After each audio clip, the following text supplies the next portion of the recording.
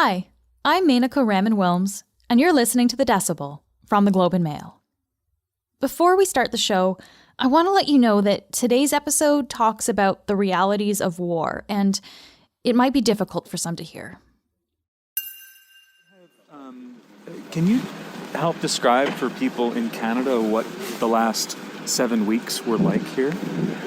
It was hell. It was hell here, really. And 2 times we were just laid down because it was a big explosion. So I have a most probably good angel if I'm still alive. That's the Globe's Nathan Vanderklippe speaking to Oksana Ohnenko in Chernihiv, Ukraine. Oksana's a police officer in the city. Chernihiv is about a 2.5-hour drive north of the capital, Kyiv.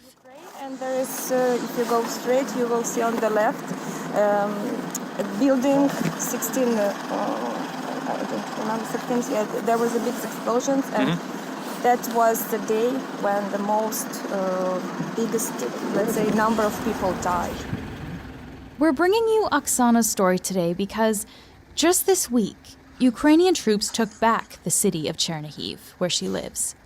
It's one of a number of key areas in the northern part of the country where Russian troops have retreated. Chernihiv had been under Russian control since the war started, and so it's only now that we're getting a full picture of the destruction left behind. Do you know how many people died then? That day maybe 57. Really? From that one attack? Yeah. That one bomb? Yeah. Okay. Tell me about some of the young people you have met and how this has affected them. At the beginning, all of them were very scared, even my son, when we heard this explosion, so he was shaking, and a lot of children, they cried in the shelter because there is few moments when I hide myself even in the shelter when they attack. So I saw in every child's eye, like, why forward? What bad we did or why we have this? So it's, for me, of course, I'm afraid of for the children because it's our future, and I'm so upset because I would like that they live in good city, good country. They need to see a sun, good flowers, good things, to have good education. But what they see now, blood, only dying people, what they see. Oksana sent her son to her mother's house, about 100 kilometers away, in the second week of the war. But since she has experience working in war zones, she stayed in Chernihiv to help. Before I had 2 peacekeepers operations, so that's why That's why you speak such good English. Yes, I was in South Sudan. Actually, there was also war in 2016, and then I was in Cyprus. That's why I didn't leave the place where I live. That's why I stayed here, and I said I will not go, I will not repatriate myself anywhere, and I will help the people here, especially children and old people. Attacks in Chernihiv destroyed buildings, displaced families, and killed civilians. Every night was definitely at least one avia attack, which is big explosion, really very big. And nights, all the citizens, we were afraid nights, because if in daytime you make to hide yourself, so at night some people, they were staying not in shelter, maybe at their homes. So we had the building where the family just died, mother, father, and 3 children. So from this avia attack. How do you feel now? Do you feel safe? Do you feel like, how do you feel? I don't know even how I feel. I don't know really. I don't feel safe even now because I don't know what they have in their minds, really. So, but from all my heart, I believe they will stop these crazy things. Were there humanitarian corridors here? Or none? No, it was, but they were attacked by these Russian soldiers. So was there any successful ones? Not a single one? Until the beginning of this week, it was hard to get food or humanitarian aid into the city. Before then, what was the food situation? We didn't have anything here, so we had only what before we had, so we tried to share that. And What do you miss for eating? What kind of food? chocolate. Really, chocolate. Even I asked a colleague from Kiev to bring chocolate. What kind of chocolate? Even though the Russian troops are gone, Oksana is left wondering why this happened. What do you think the Russians were trying to do here? Because they surrounded the city, right? Well, I don't know what they have in their minds, but that's what they did. It's the normal people, the normal nation will never do. They just kill people. Even if you see I don't know in English version how to see the book where it was written the rules of war, so they haven't, how to say it correct, they should not shoot on the peaceful people. They should not do it. They should not destroy hospitals, schools, child gardens. But if you see, half of our schools in the city, they just destroyed. And our villages near the city, it's like we never had these villages. And if you will go there, there's no houses at all. Nathan is seeing the destruction firsthand. Today, he's joining us from Kyiv to tell us what it's like on the ground in places where the Russian army has attacked cities and civilians. This is the Decibel.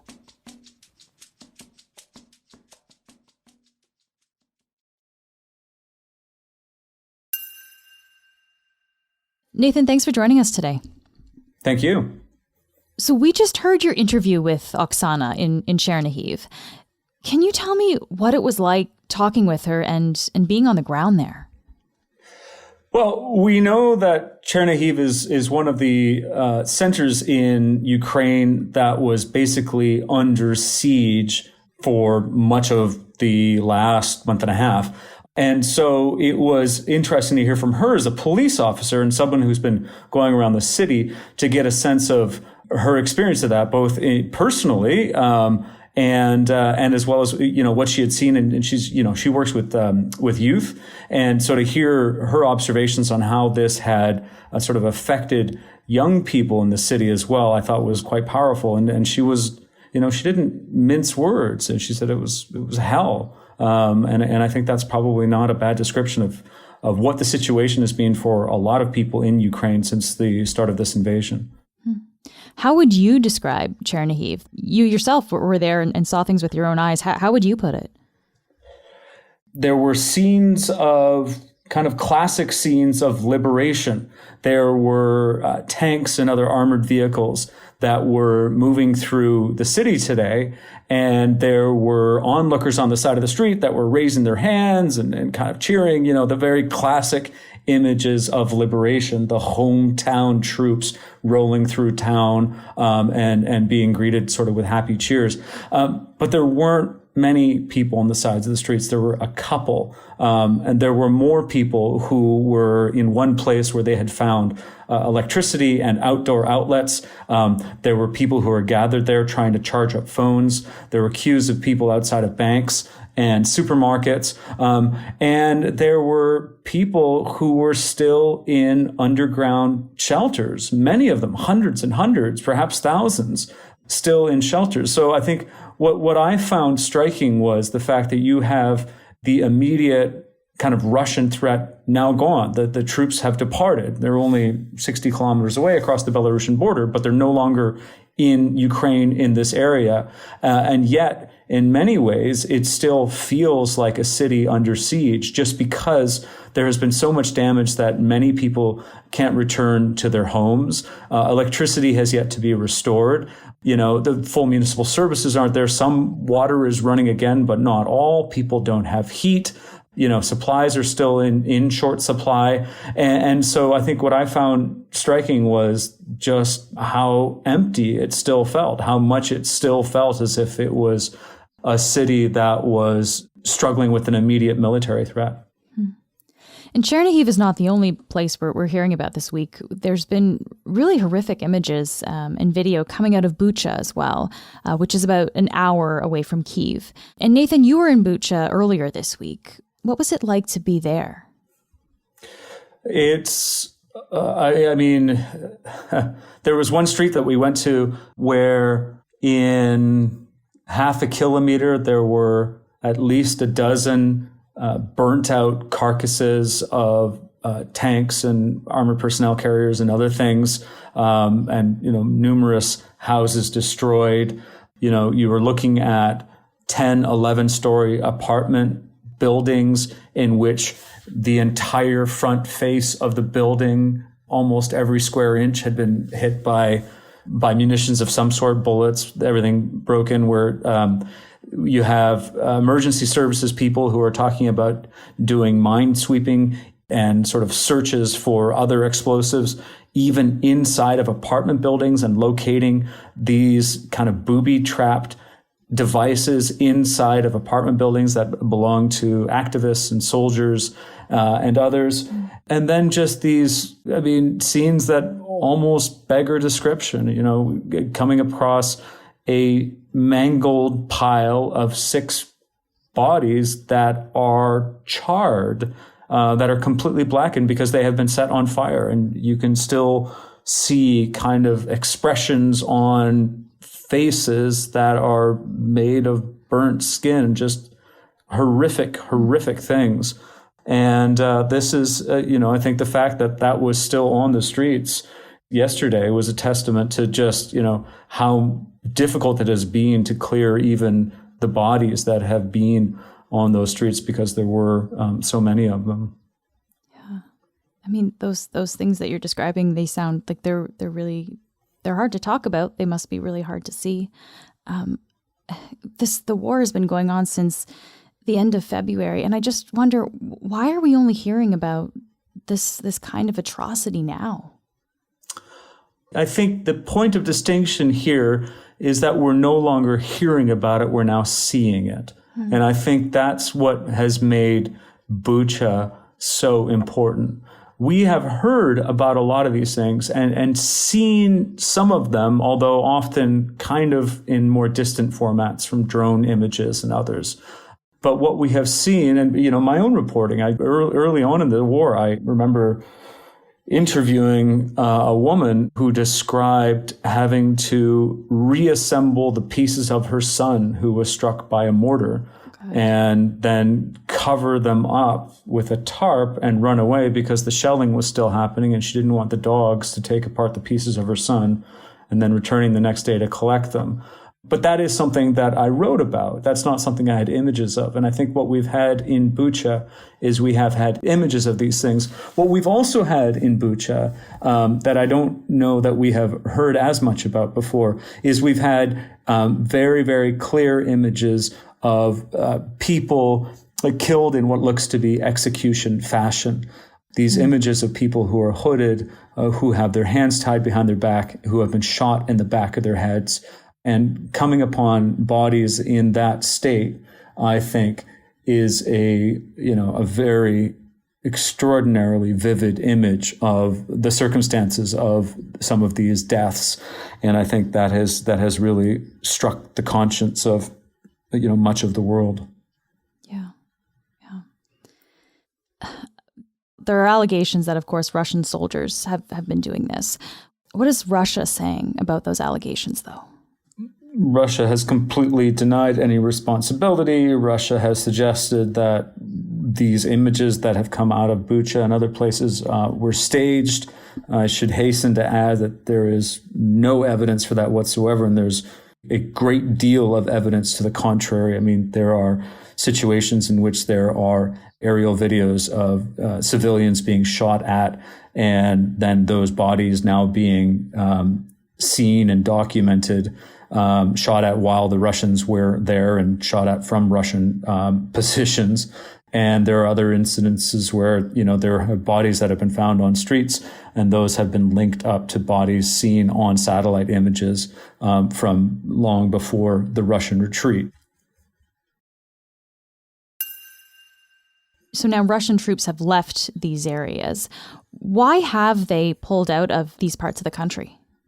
Well, there's an expectation in Ukraine that there's a regrouping that is taking place. There is a fear that there will be a new more coordinated offensive on parts of eastern Ukraine. And, in Chernihiv, there are fears as well that perhaps there will be a renewed assault at some point in time from Belarus back into those areas. Another, I suppose, a simple answer is, after weeks and weeks of effort and considerable losses on the Russian side, Russian troops were not able to take over Kyiv as they sought to. They were not able to take over Chernihiv. They were not able to take over Sumy. And so they've withdrawn. And if they've moved out of that region, where might we see them actually focus their attention on instead? One of the fears is Kharkiv, which is the second largest city in Ukraine. It's a place that's already seen a great deal of destruction, but has also managed to keep itself out of Russian hands. It is nonetheless very close to the Russian border and had been considered quite a Russian city.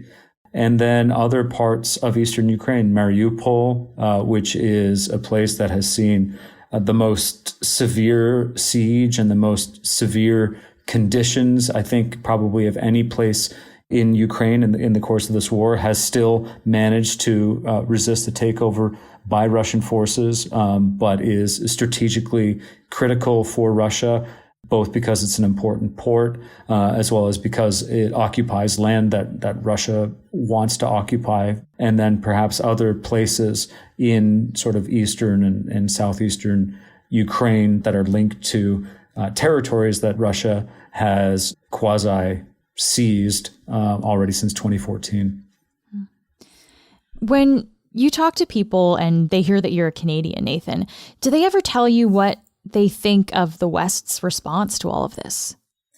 I don't know that that's come up in any of the conversations that I have had, but of course we've heard that quite clearly from the leadership of Ukraine in sort of very consistently calling for more help. And this week, the Ukrainian president going to the United Nations Security Council. Gentlemen, are you ready to close the UN? Do you think that the time of international law is gone? If your answer is no, then you need to act immediately.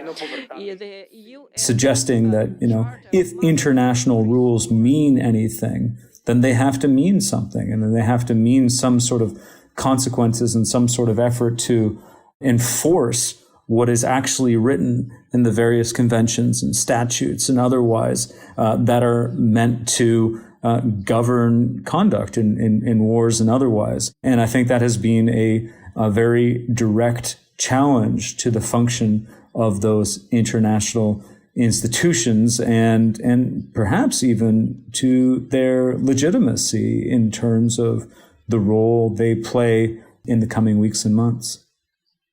And you mentioned that you've been talking to people who are in Chernihiv and in Bucha as well. Is there a sense of relief in a way, maybe, that the city isn't occupied anymore? Or how are people thinking about that?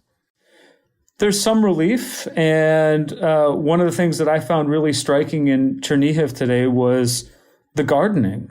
Really? There were municipal workers that were out working on the planters in the central square. And it just struck me that gardening is in some ways one of the most optimistic human activities. It is work that is done now in the expectation that you will be around to enjoy the fruits of your labor many months down the road. And, one of the people I spoke with today was showing me his house, which had been damaged by a rocket and a bomb strike. And his wife was in the back. I mean, there was debris all around, parts of his house inside. The percussive force of a bomb was so strong that it had blown apart doors inside of the house. And his wife was working in the backyard, clearing sticks and other kind of woody debris from the garden, preparing to plant potatoes and cucumbers. That was a big priority in terms of, life will go on. While that was happening, there were still many, many people who didn't really express much in the way of joy. I think there is still a dread, quite a pervasive sense of dread that, maybe this isn't over. Maybe Russia will come back again. We've seen this in other places. And not only that, but one of the people I spoke with today said something interesting. He said, we've come to fear silence. It's silent now, but we've come to fear silence because over the last number of weeks, there would be fighting, there would be arms fire and perhaps some artillery. And when that went silent, it was often followed by the bigger strikes, the airstrikes and other things that were truly destructive. Nathan, thank you so much for all the work you're doing and for speaking with us today. You're welcome. Thanks for having me. That's it for today. I'm Menaka Raman-Wilms. Ali Graham helped edit this episode. Our producers are Madeline White and Cheryl Sutherland. David Crosby edits the show. Kasia Mihailovich is our senior producer, and Angela Pacenza is our executive editor. Thanks so much for listening, and I'll talk to you tomorrow.